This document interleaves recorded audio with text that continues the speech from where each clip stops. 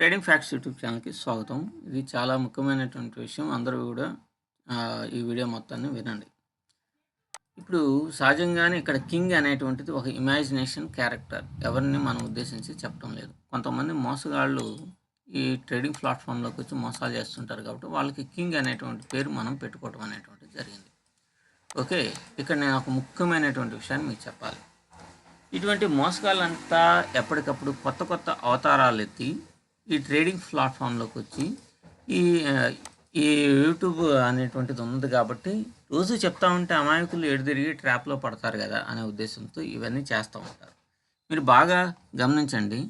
ఇప్పుడు మన రాజుగారు 100 రూపాయలతోటి కోట్లు సంపాదించవచ్చు అని చెప్పేసి ఒక మీటింగ్ అనేటువంటిది పెట్టడం జరిగింది.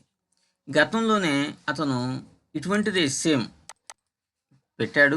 అయితే సెబీ నన్ను అడ్డుపడింది, అది చేసింది, ఇది చేసింది అని చెప్పేసి మాయ మాటలు చెప్పేసి దాని నుంచి బయటకు వచ్చాడు. ఎందుకంటే దాంట్లో అసలు రిజల్ట్ ఎంత ఉంది ఏంటి అనేటువంటిది చూపించాలి కదా. అది రియల్ P&L చూపించి పబ్లిక్ ప్లాట్ఫామ్లోకి పెట్టాలి. పెట్టిన తర్వాతే ఇటువంటివి చేయాలి. 1, 2 గతంలో అతను చేసినటువంటి ప్రోగ్రామ్స్ ఒకసారి నేను మీకు చెప్తాను.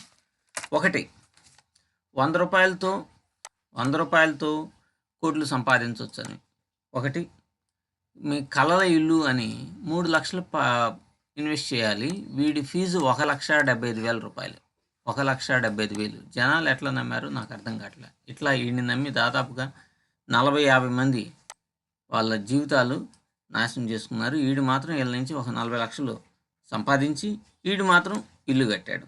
వీడిని నమ్మిన వాళ్ళు మాత్రం నాశనం అయిపోయారు. తర్వాత మరొక ప్రోగ్రాం పెట్టింది. ఫస్ట్ది వచ్చేసరికి 5,000తోటి కోటీశ్వరుడు. 100 రూపాయల కోటీశ్వరుడు. అంతా 100 ఈడి. తర్వాత కలల ఇల్లు, కలల ఇల్లు అని ఈడి ఇల్లు కట్టాడు కానీ జనాన్ని మాత్రం మోసం చేసి ఈడి ఇల్లు కట్టాడు. కలల కారు అని ఒక ప్రోగ్రాం తీసుకుని వచ్చాడు. దీనికి 1,00,000 రూపాయల ఫీజు. అలాగే డబ్బులు ఘని అని ఒక ప్రోగ్రాం తెచ్చాడు. దీనికి ఫీజు 50,000 రూపాయలు. ఓకేనా. ఇక్కడ ఎన్ని వ్యాపారాలు వచ్చినాయి? 1, 2, 3, 4, 5 వచ్చినాయి. ఇవి కాకుండా 5 ఫార్ములాలు.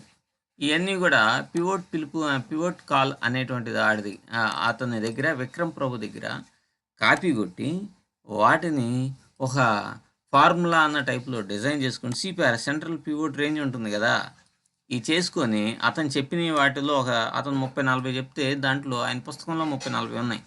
దాంట్లో ఒక 5 తీసుకొని వచ్చేసి ఏం లేదు, ఈ 5 వర్క్నే జస్ట్ ఫార్ములా ఇక్కడికి వస్తే ఇది కొనాలి, ఇక్కడికి వస్తే ఇది అమ్మాలి, అవన్నీ ఫెయిల్ అయిపోయినాయి. ఒక్కొక్క ఫార్ములా 25,000 రూపాయలు. ఈ విధంగా జనాన్ని సర్వం మోసం చేశాడు. 5 ఫార్ములాలు కావాలంటే 1,00,000 రూపాయలు కట్టాలి.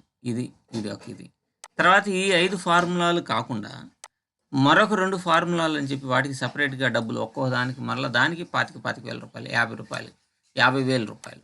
ఇట్లా మోసాలు అనేటువంటిది చేశాడు. ఈ మోసాలు పడి చాలామంది అప్పుడే సర్వనాశనం అనేటువంటిది అయ్యారు.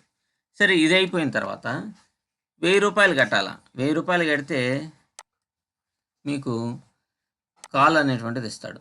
స్టాప్ లాస్ 300 ఉంటుంది. టార్గెట్ 50-60 ఉంటుంది.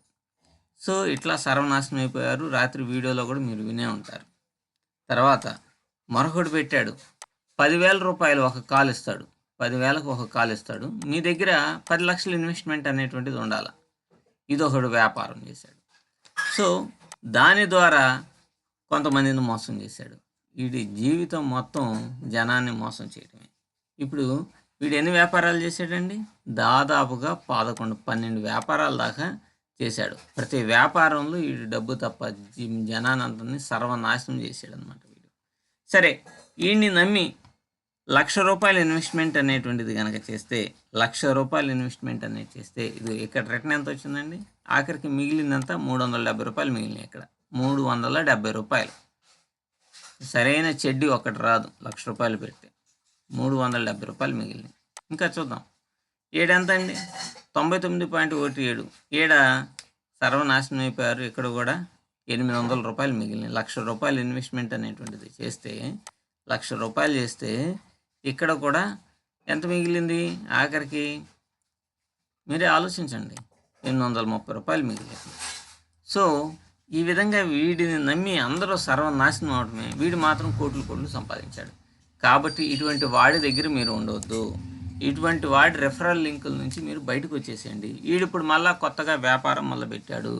వీడి వ్యాపారాలు ఇవన్నీ కూడా నమ్మి మీరు కనుక వెళితే డబ్బు పోవటమే. అది 2 రకాలైనటువంటి నష్టాలు ఉన్నాయి. 2 రకాలైనటువంటి నష్టాలు ఉన్నాయి. ఒకటి, డబ్బు పోవటమే కాదు, నీ కుటుంబం మొత్తం చిన్నాభిన్నం అయిపోయింది. మీ పిల్లల జీవితాలు సర్వనాశనం అయిపోతాయి. చదువులు లేకుండా అయిపోతారు. మీరు గందరగోళంలో పడిపోయి వాళ్ళని పట్టించుకోక వాళ్ళ జీవితాలు చిన్నాభిన్నం అయిపోతాయి. కాబట్టి ఇటువంటి వ్యధని మీరు బహిష్కరించాలి. వాడు రెఫరల్ అకౌంట్స్ నుంచి బయటికి రండి. నా నెంబర్ ఇస్తున్నాను, 7416114044. ఈ నెంబర్కి మీరు కనుక వాట్సాప్ చేస్తే నేను ఎలా వాడి నుంచి బయటికి రావాలి అనేటువంటిది నేను చెప్తాను. Thank you very much. మీరందరూ సహకారం అనేటువంటిది కూడా ఉండాలని కోరుకుంటున్నాను. ధన్యవాదాలు.